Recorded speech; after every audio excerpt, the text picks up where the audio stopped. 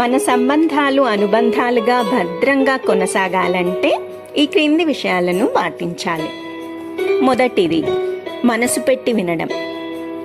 వినేప్పుడు విన్నట్టు నటించకూడదు, interest లేనట్టు వినకూడదు. అక్కడే మనం వారికి ఇచ్చే ఇంపార్టెన్స్ తెలుస్తుంది. రెండవది, అవసరం అయిన చోట సందర్భానుసారంగా ప్లీజ్, థ్యాంక్ యూ అనే పదాలు వాడాలి. మూడవది, మాట మీద నిలబడాలి.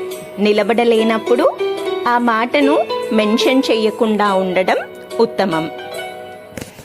నాలుగవది, అంచనాలు స్పష్టంగా చెప్పాలి. మనం చెప్పకుండా అవతలి వారే అర్థం చేసుకోవాలి అని ఆశించడం అది పెద్ద పొరపాటవుతుంది. ఐదవది, నిజాయితీగా మాట్లాడాలి. మనం వారి ముఖం మీద చెప్పేటువంటి నిజం వారి వెనకాల చెప్పే తీపి అబద్ధం కన్నా 1000 రెట్లు విలువైనది. ఆరోది, క్షమాపణ చెప్పే గుణం. ఇది చాలా ఇంపార్టెంట్. మరి వీటిని పాటిస్తూ రిలేషన్స్ని మెరుగుపరుచుకుందామా?